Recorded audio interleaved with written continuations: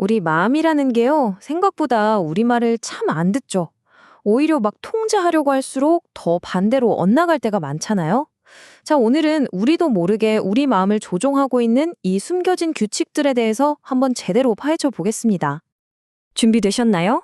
좋습니다. 그럼 지금부터 딱 10초만 드릴게요. 시작! 무슨 일이 있어도 절대로 하얀 곰은 생각하시면 안 됩니다. 어떠셨어요? 아마 지금 머릿속에 커다란 흰 곰 한 마리가 어슬렁거리고 있을 겁니다. 사실 저도 그렇거든요. 아니, 왜 하지 말라고 하면 더 하고 싶고, 생각하지 말라고 하면 더 생각나는 걸까요? 사실 이 골치 아픈 현상은 우리만 겪는 게 아니에요.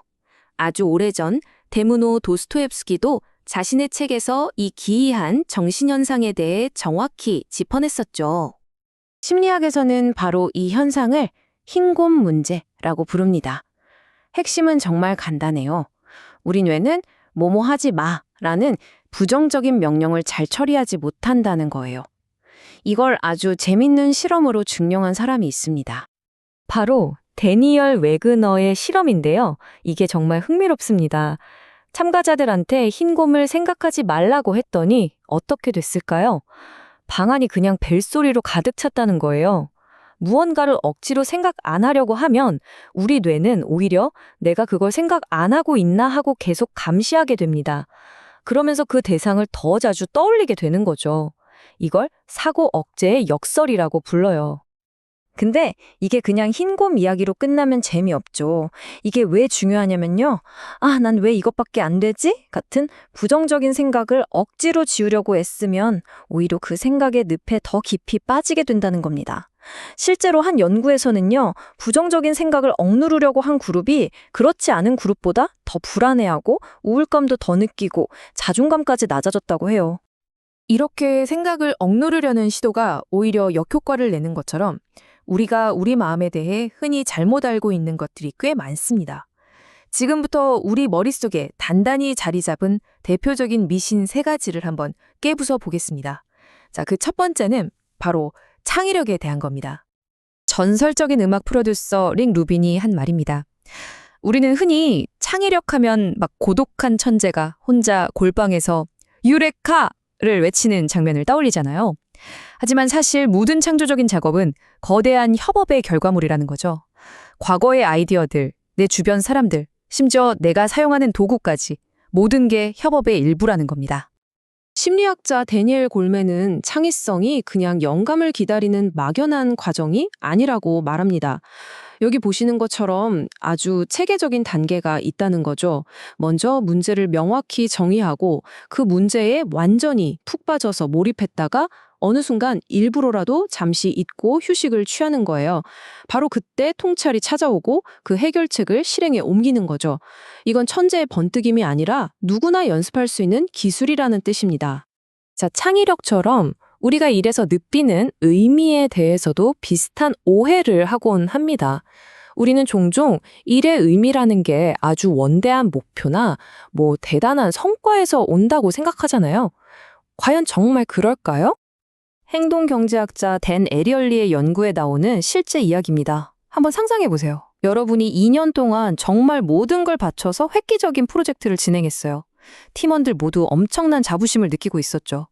그런데 어느 날 갑자기 CEO가 나타나서 아무 설명도 없이 프로젝트를 그냥 없애버립니다. 그 순간 그 모든 자부심과 동기부여가 어떻게 될까요? 그냥 한순간에 무너져 내리는 거죠. 이 이야기의 핵심이 바로 이겁니다. 일의 의미는 결과가 얼마나 트냐가 아니라 내가 그 과정에 얼마나 땀과 노력을 쏟았는지, 그리고 그걸 통해 내가 뭔가에 기여하고 있다는 느낌에서 온다는 거예요. 어쩌면 우리 중에는 노력을 한다는 게 내가 타고난 재능이 없다는 걸 인정하는 것 같아서 두려워하는 분들도 있을지 몰라요. 하지만 이 이야기는 정반대를 보여주죠. 재능이 있든 없든 그 노력 자체가 바로 의미의 원천이라는 것을요. 자, 이제 마지막 미신입니다. 이건 어쩌면 우리 모두가 가장 빠지기 쉬운, 그리고 가장 위험한 함정일지도 모릅니다. 그건 바로 내가 옳다는 걸 증명하고 정답을 찾으려는 경향이에요. 하지만 때로는요, 그 생각이 가장 위험한 생각이 될 수 있습니다. 애덤 그랜트의 책에 나오는 맨걸치 산불 사건은 정말 충격적인데요. 거대한 산불이 덮쳐오는 절체절명의 순간에 대장이었던 웩 닷지가 정말 이상한 행동을 합니다. 자기 주변에 풀에 불을 붙여서 불길이 지나갈 안전지대를 만든 거죠.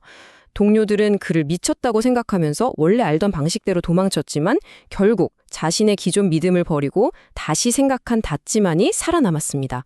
내가 옳다고 믿던 것을 버리는 게 생사를 가른 순간이었던 거죠. 우리는 보통 이 네 가지 중 하나의 모드로 생각하는 경향이 있다고 해요. 설교가처럼 내 믿음을 막 전파하거나, 검사처럼 상대의 허점을 파고들거나, 정치인처럼 내 편으로 만들려고 하죠. 특히 이 설교가 모드는요, 노력을 해야 한다는 사실, 즉 내가 아직 완벽하지 않다는 사실을 인정하기 싫을 때 나타나기 쉬워요.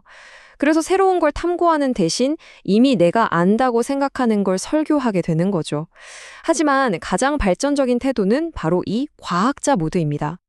과학자처럼 생각하기 위해서 꼭 필요한 태도가 바로 이 자신감 있는 겸손입니다.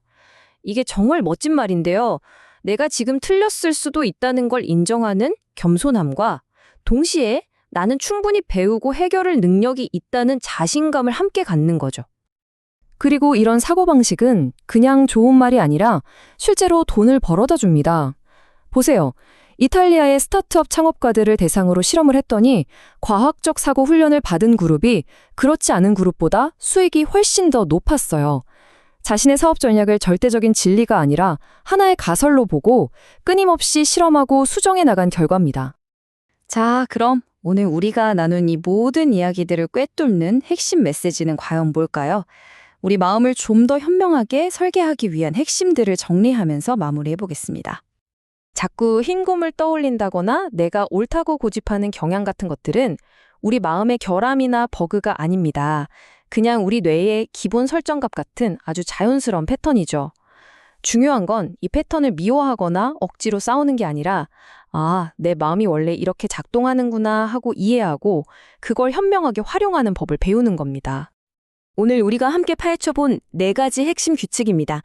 첫째, 흰곰처럼 떠오르는 생각은 억누르려 하지 말고 그냥 지켜보기. 둘째, 창의력은 고독한 천재가 아니라 주변과의 연결과 협력에서 나온다는 것. 셋째, 진정한 의미는 거창한 결과가 아닌 나의 노력 그 자체에 있다는 것. 그리고 마지막 넷째, 언제든 내가 틀릴 수 있다는 과학자의 겸손한 태도를 갖는 것. 이 네 가지가 서로 연결될 때 우리는 비로소 우리 마음의 주인이 될 수 있을 겁니다. 이 질문을 스스로에게 한번 던져보면서 오늘 이야기를 마무리하겠습니다. 만약 여러분 마음속에 숨겨진 규칙, 그 코드를 딱 하나만 다시 쓸 수 있다면 어떤 규칙을 바꾸고 싶으신가요? 그 변화의 첫걸음은 아마도 오늘 우리가 함께 나눈 이해에서부터 시작될 겁니다.